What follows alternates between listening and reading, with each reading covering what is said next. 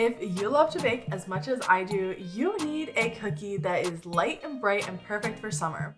I'm always in the mood to bake, but I don't always want to bake those heavy, dense cookies that we bake in the winter or on the holiday time. So this cookie is going to be completely different.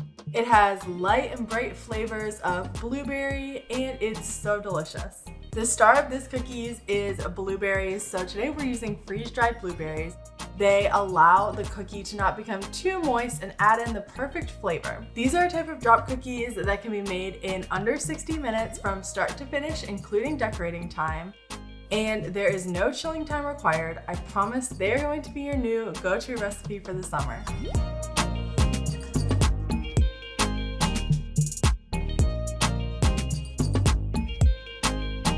For this recipe, you'll need many common baking ingredients, hopefully most of which you can find in your pantry. The unique ingredient you'll need are freeze-dried whole blueberries. I'll throw a link below to where I purchased these on Amazon.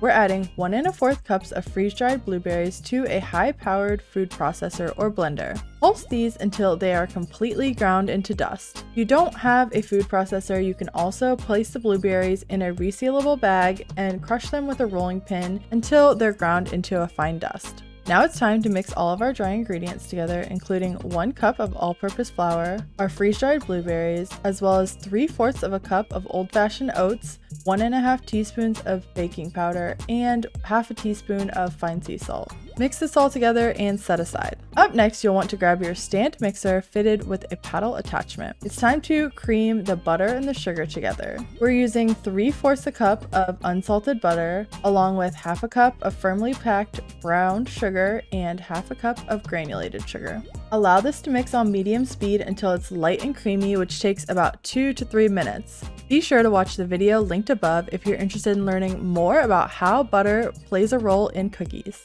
Once the butter is light and creamy, we're going to add in 1 egg and 2 teaspoons of vanilla extract. Mix that until it's completely combined and then add in the dry ingredients in about 2 batches. Be sure to scrape down the sides as needed, but don't overmix the cookies at this stage. You're just looking for all of the flour to be combined and for the dough to become a bright purple color, which is one of my favorite things about these cookies. If you overmix at this stage, your cookies will become hard, so make sure to keep an eye on it during this process. Once the dough is done mixing, it's time to pull the paddle attachment off and scrape off any of the dough. We still have one more thing to add into these cookies, which is 1/2 cup of white chocolate morsels. Make sure to mix these in with a silicone spatula so none of them break within the mixer. We still have one more thing to add to these cookies, and that is 1/2 cup of white chocolate morsels. Mix these in with a silicone spatula until combined. Now grab a sheet pan and line it with parchment paper. It's time to get our cookies ready to bake. If you haven't already, be sure to heat your oven to 325 degrees Fahrenheit so it can preheat. For this process, we're using a 3 tablespoon scoop, which will give us nice and large cookies.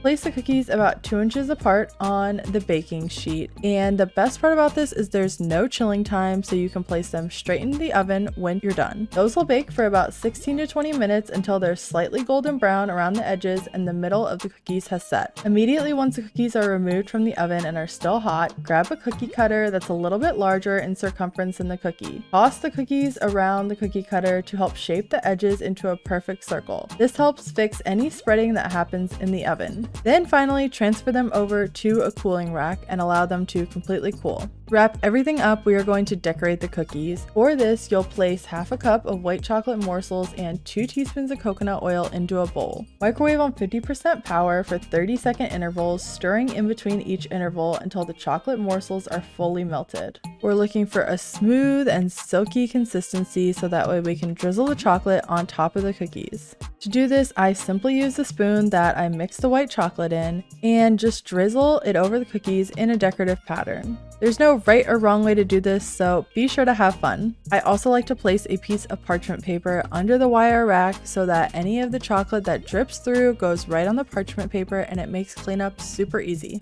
Once you're done, allow the chocolate to fully dry and then enjoy. The full recipe and list of instructions will be linked in the description below.